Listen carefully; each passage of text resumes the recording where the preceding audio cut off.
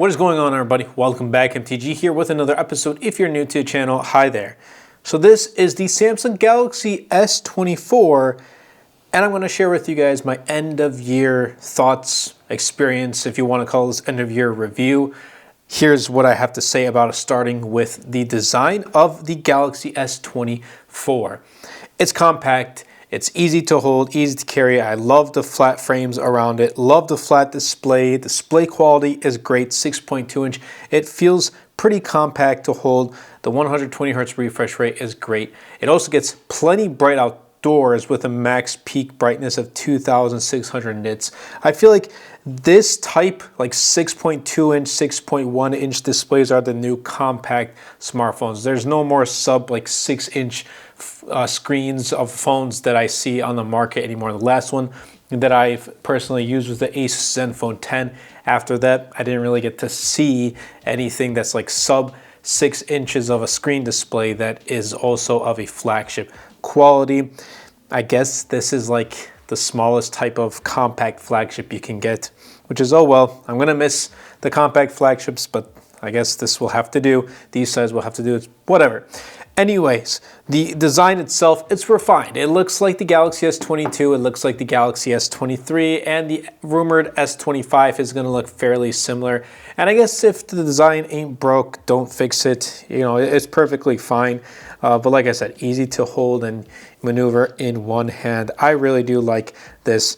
Minimal bezels too. It really, truly, the build quality also feels like a flagship, and that's to be expected. It's part of the Galaxy S24. I feel like this is like 85% of what the S24 Ultra has to offer. I'm gonna dive into that throughout the video and kind of bring that up from time to time. So to wrap things up with design, I like it. I really do like it, and it's minimal. Like you play it safe with design of the Galaxy S24. With the performance though, it's good. It really is. Snapdragon 8 Gen 3, which is now, I guess, last year's flagship type of thing. The Snapdragon 8 Elite chipset has officially been unveiled. Actually, it started to ship in some devices, but that doesn't mean like the 8 Gen 3 is a slouch. It still performs like a champ, and using it for watching YouTube videos, for browsing the web, calling and texting, it has tackled everything with ease. Now, calling and texting quality, my SIM card currently, since I'm switching from phone to phone so often, it's not in this phone for those who usually comment about that. But the call quality has been good on both ends. Sending messages, obviously, it's seamless, have no issues whatsoever.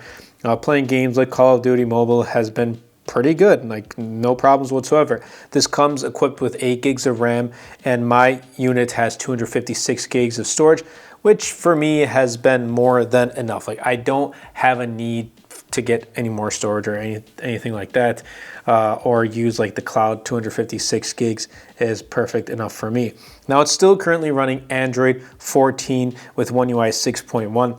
The One UI 7 beta has not officially been released yet, but I have a feeling that after I put this video out, or throughout my process of me editing and uploading this video, the One UI 7 beta will go out. So what I'm going to do is, hopefully, if I can get the beta, I will download it on the Galaxy S24 and the S24 Ultra, and I will be making separate videos based on the beta for each phone. So definitely be sure to subscribe to the channel if you haven't already, to stay tuned for those upcoming videos. But everything else about One UI 6.1 has also been great. And for me as a user, coming from years of watching Samsung grow, but also my first smartphone was the T-Mobile Samsung Galaxy S Blaze. So I used TouchWiz UI, and it was very, very bad. It was very buggy, very slow. Like it was just really difficult to use. But this has become one of my favorite custom user interface skins.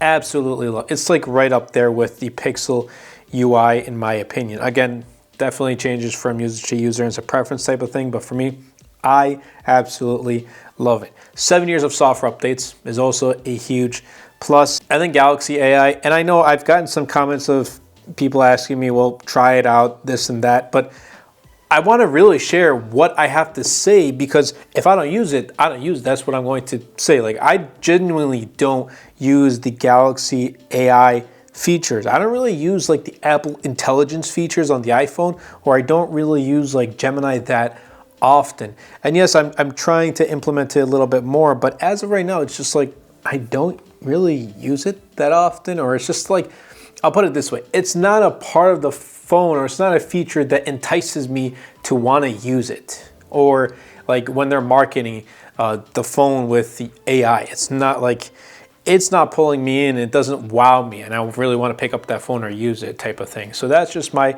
take on AI in general right now. So that's what I have to say about that. But everything else about the performance is great. Now, rumors do indicate the Galaxy S25 is going to come equipped with 12 gigs of RAM as standard, but 8 gigs honestly is A-okay with the Galaxy S24. The cameras are also A-okay. A triple camera setup, and Samsung cameras, in my experience, have always performed well. And the Galaxy S24 Ultra has been no different. Now, again, if you want to get like the best of the best cameras, you're going to go for the Galaxy S24 Ultra. If you want that 200 megapixel camera, if you want that 100x zoom, you're going to go for the Galaxy S24 Ultra. But if you're okay with a 50 megapixel main and like a 12 megapixel and 10 megapixel of like the other cameras, like the ultra wide cameras, then you'll be completely okay. Honestly, it's fine. Like the camera quality, both photos and videos, they will get the job done. And if you're going to pick this phone up to start making content, again, it's a great phone. I think we're at a point where the phones are so good and phone cameras are so good that there's no need to pick up a dedicated camera or a dedicated mic or anything like that to start making content. But obviously, as you grow, then you'll start to allocate those items and add that to making content and making your content even better. But again, this is a great device to start making content, or just take photos and videos to save as a memory. But I'm happy with the results on the Galaxy S24. The battery life has been pretty decent too in the past almost year of using the phone. 4,000 milliamp hour battery, you know, it's all right. I'd prefer a thicker chassis with a larger battery capacity, but again, that's just me.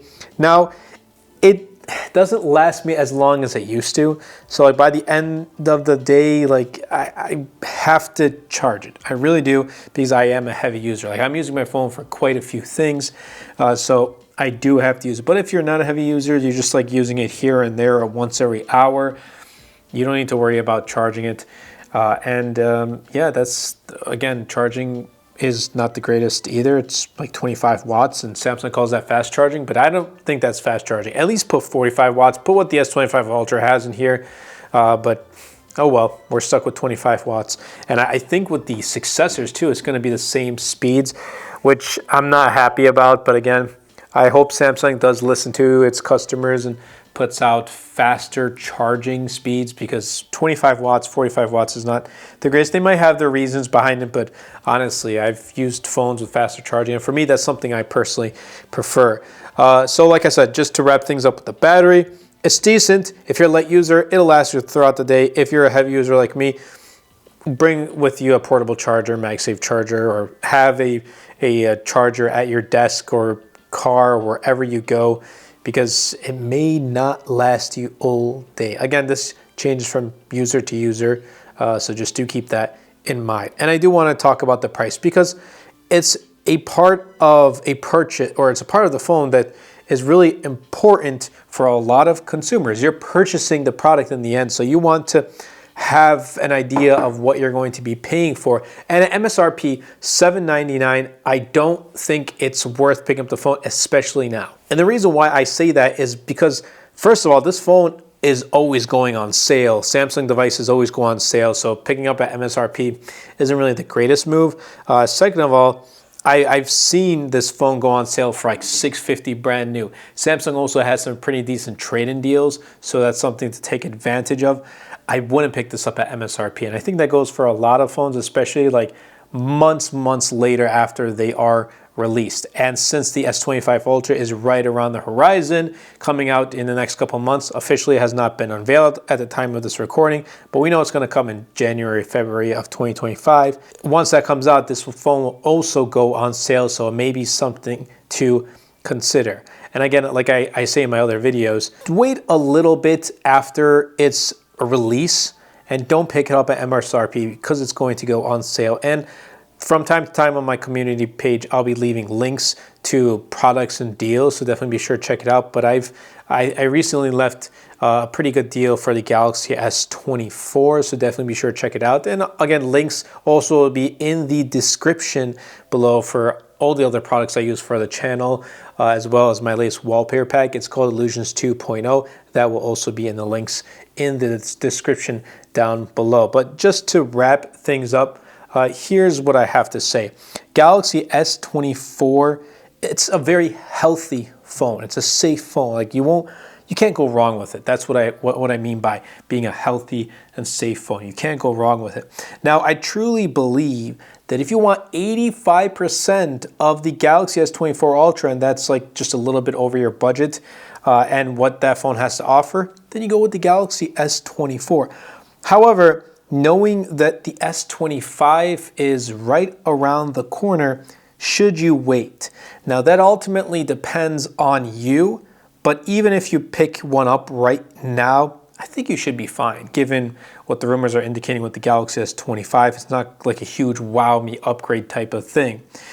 Once Samsung officially announces their event for the Galaxy S25, maybe like 2 or 3 weeks before the event, that's when I would start to say, hey, wait for the Galaxy S25 to come out to release. And if you don't see the need to get the latest and greatest, like you look at the upgrades and it's not worth it, you can always pick up the Galaxy S24 for cheaper. So that's usually what I have to, and that kind of applies for pretty much every single phone manufacturer, especially what's like Apple when they unveil their iPhone event like 2-3 weeks before, or if it's for Google or whatnot, and they unveil their latest event, just wait a little bit until the phone comes out. If you don't like it, if you don't see a need to upgrade, get the previous model and you'll be all set.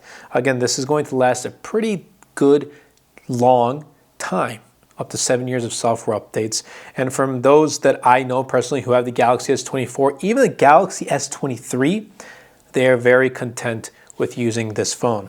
But I hope you guys did enjoy. If you did, definitely be sure to Superman the subscribe button, comment down below, and best of all, share this video because it really does help out the channel out a lot and will help push my content out to more people. That's been it from me. I'll catch you guys in the next video.